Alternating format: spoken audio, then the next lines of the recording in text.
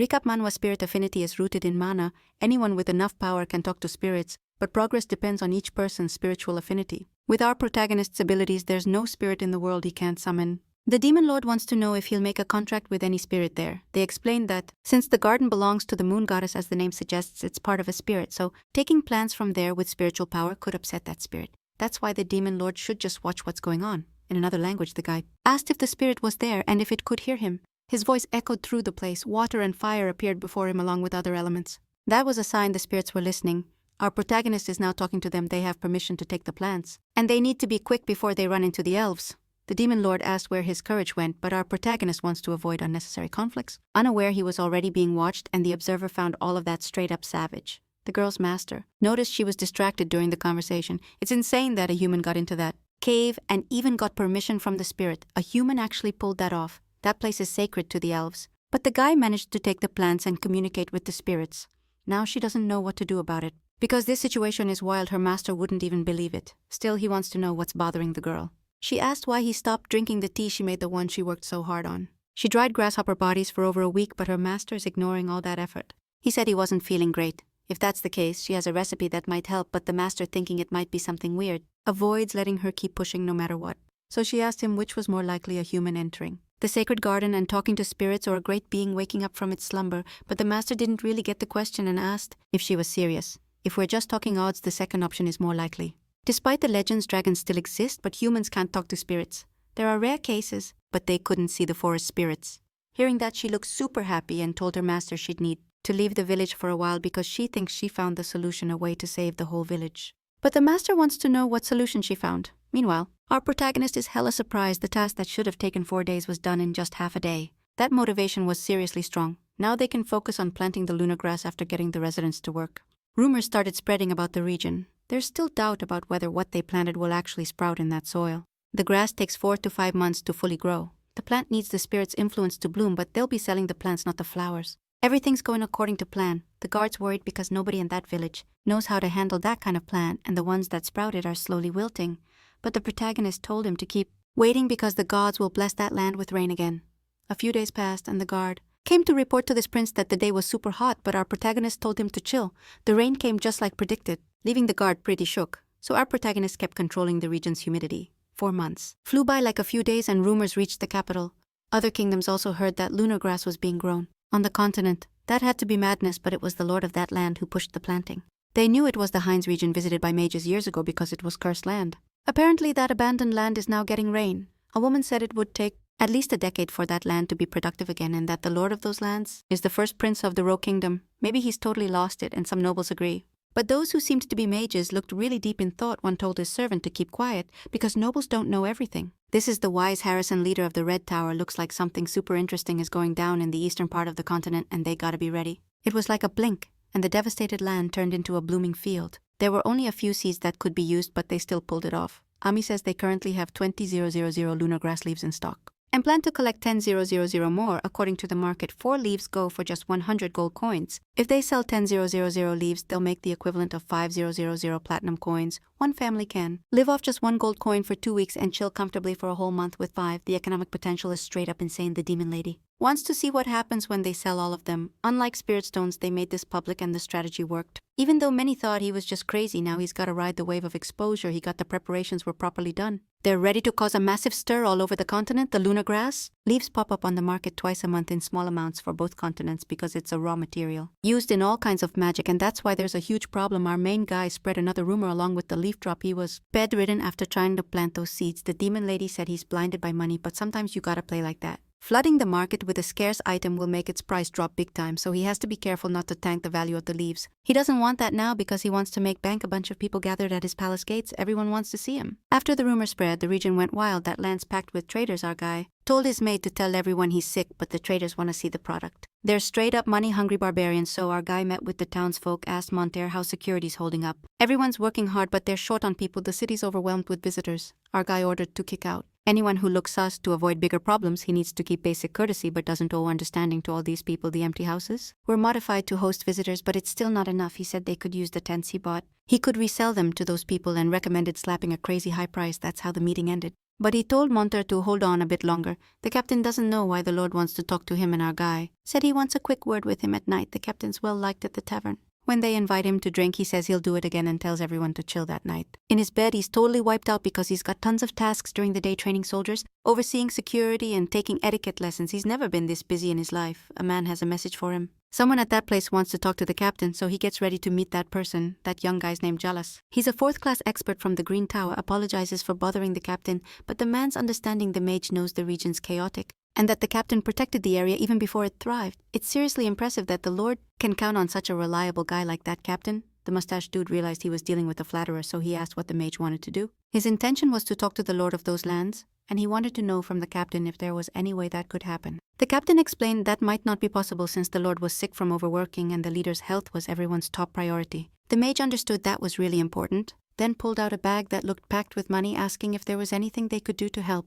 The captain was super impressed with all that cash but made it clear he doesn't take bribes under any circumstances. The mage assured him it was just a gift because he wanted to build a good relationship with the captain, said he usually doesn't accept gifts like that. But the flatterer kept pushing for him to accept that small gift. The captain realized everything was going down exactly like the boss had predicted.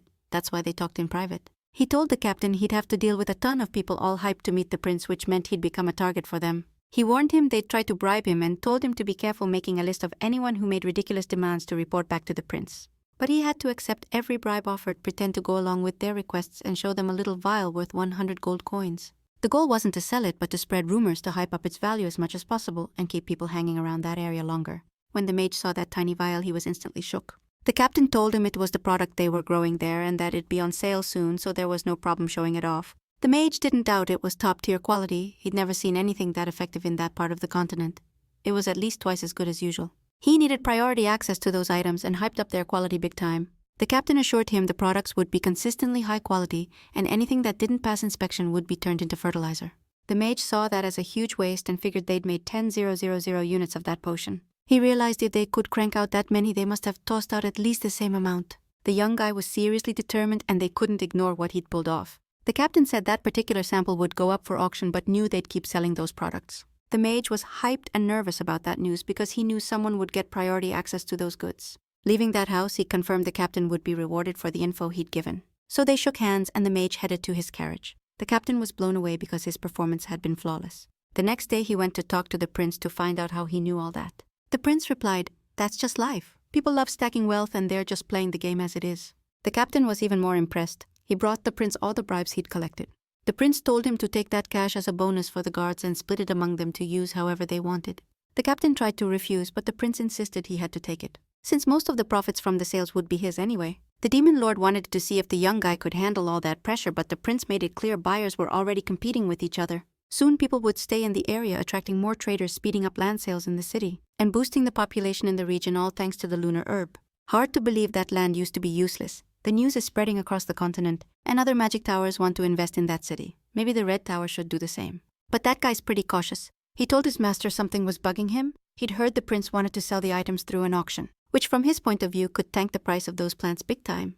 At first the price would be sky high, but soon it'd be affordable. That's why imported products have expiration dates to keep prices high. The old mage thinks the prince is a visionary. He asked his disciple how many people lived in that city and the disciple guessed a few hundred. That made him realize this was a huge chance to invest in the territory soon because it had caught the attention of a lot of people across the continent. That strategy was savage. Even if the products sell, the quantity won't increase. Hundreds, which made him realize this was a sick chance to invest in the territory real quick because he'd already caught mad attention from all over the continent. Straight up impressive strategy. Even if the products sell, the quantity won't go up.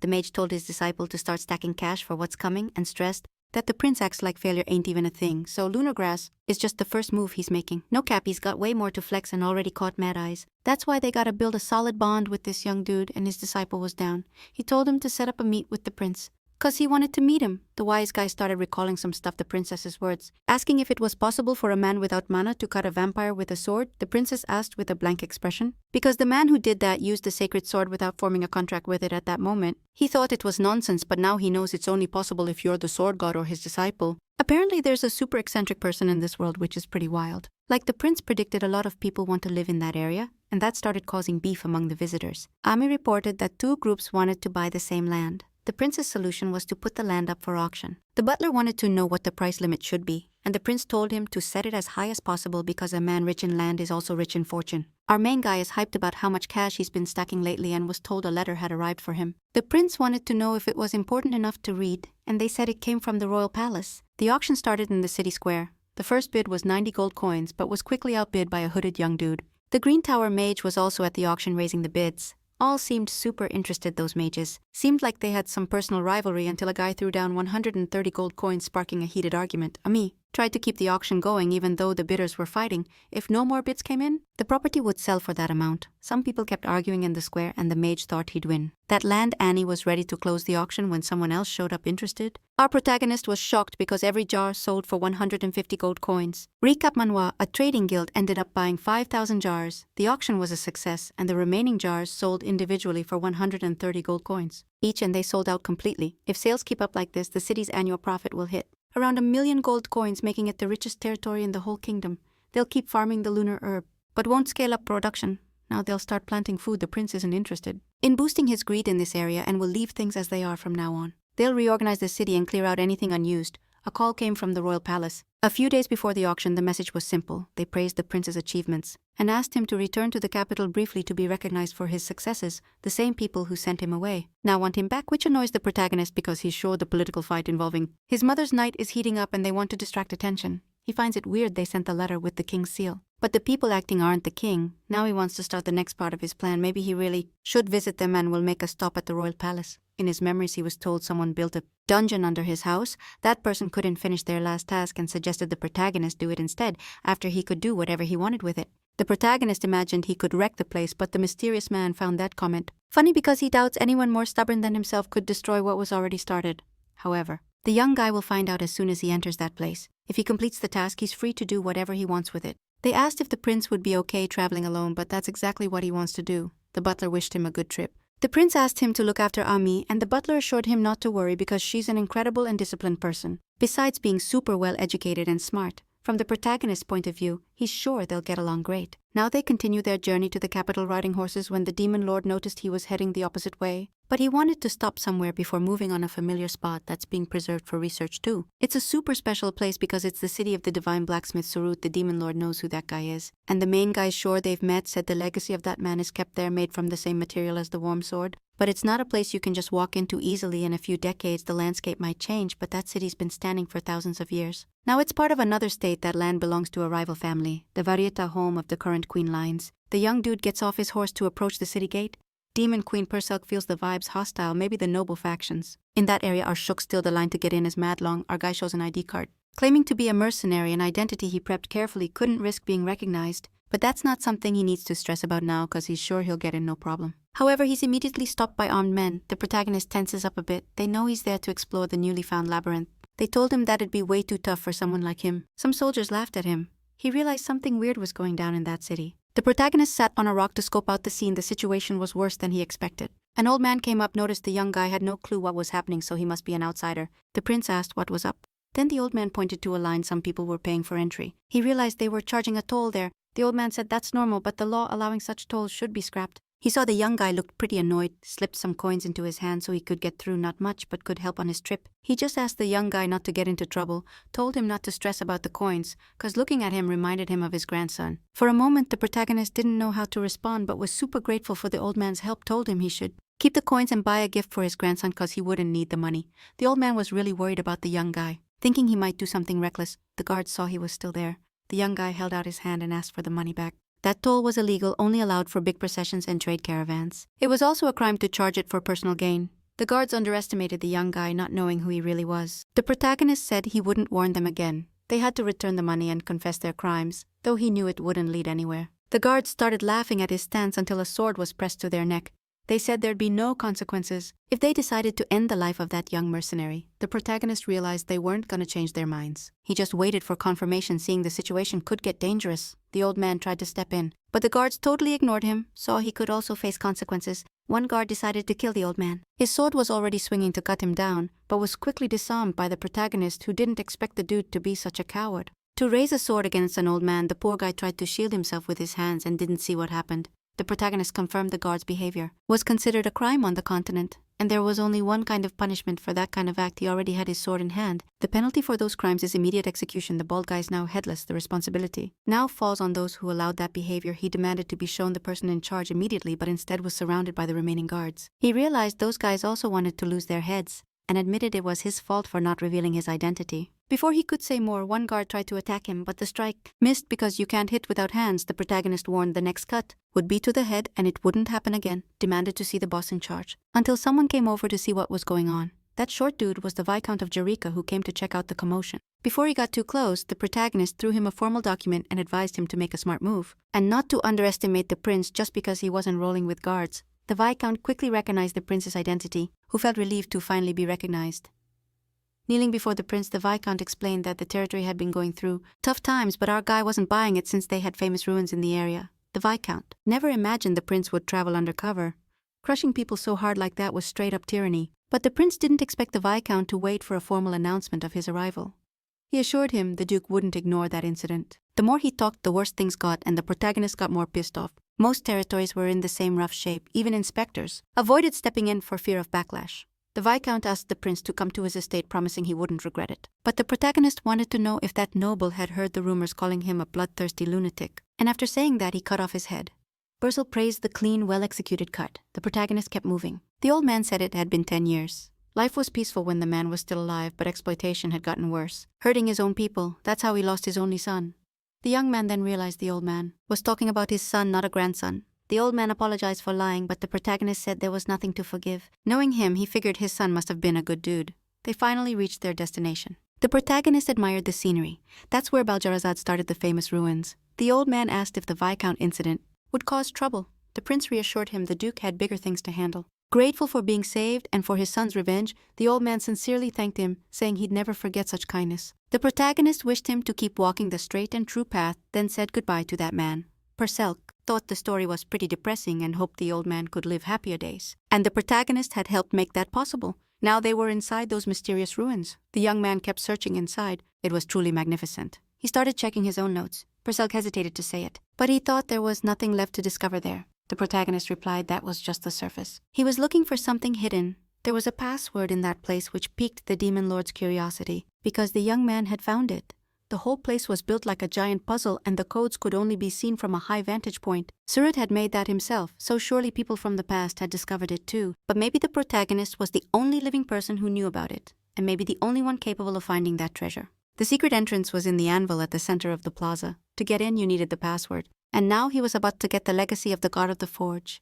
Finally, he was going to find the one-of-a-kind piece. Mysterious stairs appeared, giving access to the hidden dungeon. Purcell figured there had to be a lot of stuff hidden there. The whole place was well-designed, magic flowing through the air. If he hadn't met Surut in person, that place would have stayed hidden forever. Even the demon admitted it when he found a room. The protagonist was impressed. The place seemed alive, not even like a dungeon in the traditional sense. Many thought Surut was crazy because he lived in his forge. After Ares died, he went there to work for the rest of his life. The protagonist kept inspecting the room where his friend's treasures were, until he found a big chest. The demon noticed it looked like an altar. The protagonist found it weird that Surut could have worshipped a god he never respected. As he walked, something started happening. A bright light shot out from the chest. They were inside what looked like a vault. It was the first time the demon saw such an intricate design. The chest was glowing intensely, but still the protagonist stepped closer. Among the dwarves, he had earned another title for working 1000 days straight without stopping. They called him the Forge Demon, unlike those who just bragged about forging while Surut pushed beyond his limits. Infusing mana into his work that was his final creation completed posthumously, the chest's energy finally shifted to a yellow color. The protagonist managed to open it inside. He found a blade called the Living Being's Cut. There was another blade too, one that cut dead things. Neither was finished. They were twin swords. The system confirmed it was truly the last work of a great blacksmith. And their power was still unknown. Their personalities hadn't awakened. That detail made the protagonist think, but it was to be expected coming from his blacksmith friend's work.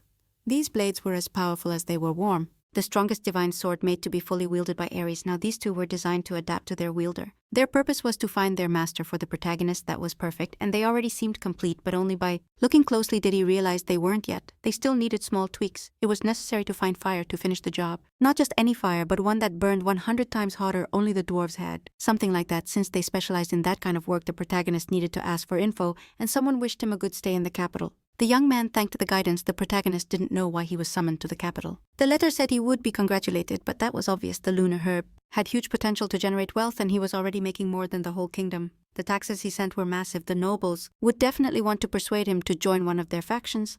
At least that's what he figured would happen. He didn't expect to get so much attention nor wanted to cause such an impact on the continent. He was already in the palace halls and was greeted by some servants. The guy responded politely, since it had been a while since they last saw each other. The butler said he had grown a lot. He'd heard rumors the prince had built a huge business. He replied the gods favored his plans. But he wanted to know why the vibe felt weird. The butler explained some secrets had come out. The king was furious, and many nobles had lost their minds since the king was already in his chambers. He recommended talking to him the next day. Even with all the evidence presented, the knight would only succeed with the king's cooperation. These events made the young man think a lot. He ended up meeting a peculiar person. They stared at each other for a moment. It was one of his brothers, Prince Carlos. The protagonist didn't expect to run into Carlos at that moment. He asked if he had something to say, but the young man said everything was fine. Carlos told him he was too careless to be a bastard who'd succeeded in just one business, and that he clearly only got lucky, not skilled. The protagonist didn't think his brother had come all the way just to say that. He just seemed jealous since he had no idea what the prince had achieved, and that's why he'd always be known as a fool.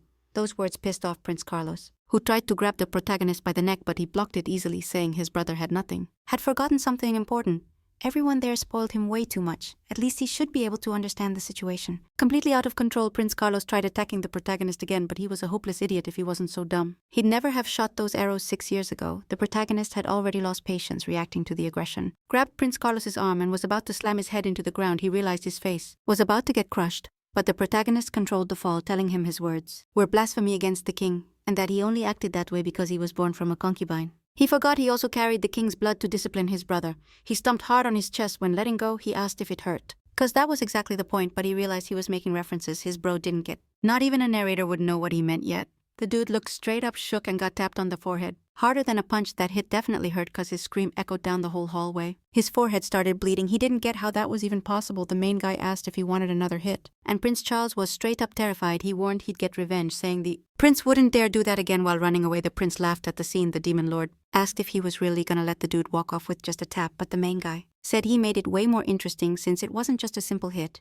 and he probably shouldn't even spill the details. Perselk noticed sometimes the main guy acted more like a villain anyway. He wasn't gonna keep laughing at the situation. He usually quit his bad habits. The demon lord was burning with curiosity to know what the main guy did. He'd cast a spell considered a universal sin, but that wasn't all. He also gave a little gift that would be revealed at the next day's meeting. Several nobles were impressed with what the dude pulled off in that wrecked region thanks to that. The kingdom's revenue also went up.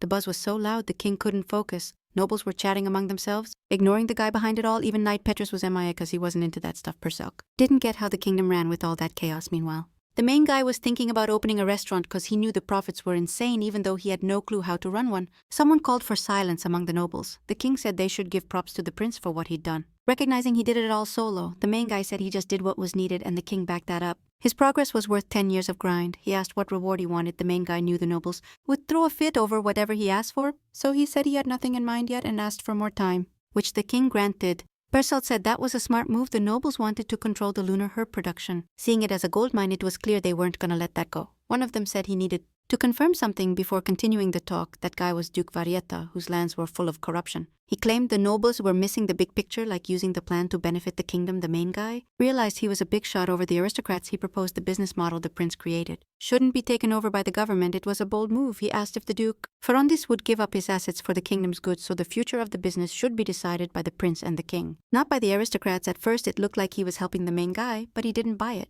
It was all wordplay. The Duke kept pushing his idea, saying they shouldn't crush new business models. The dude realized that was exactly what the Duke planned to do, but there was something even bigger. They needed a middleman for the whole deal. The main guy got that it was all an act.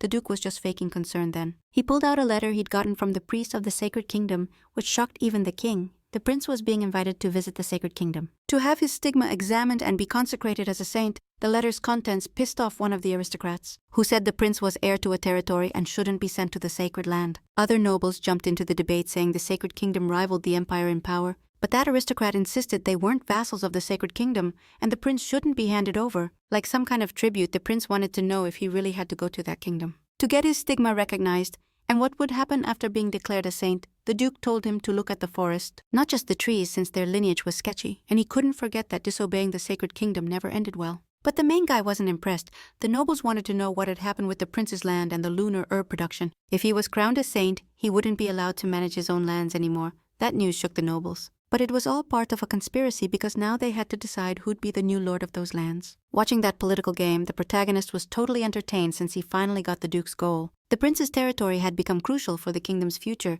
and couldn't be handed over to just anyone. And in his opinion, there was only one person they wanted to give it to: the second prince. Prince Carlos, the protagonist, realized the plan was to privatize the business and then hand it over to his jealous brother. So the Duke could benefit too. It was all a big act. Recap Manhwa: Prince Carlos thought he'd inherit those lands, but the protagonist hadn't made his move, yet the second prince approached the king for approval. While being watched by the protagonist, he tried to speak but croaked like a frog. An awkward silence took over the hall. He froze in front of the king and everyone was stunned, not knowing what was going on, and the protagonist tried to hold back laughter. And that's all for today. If you don't want to miss the next parts, hit that notification bell.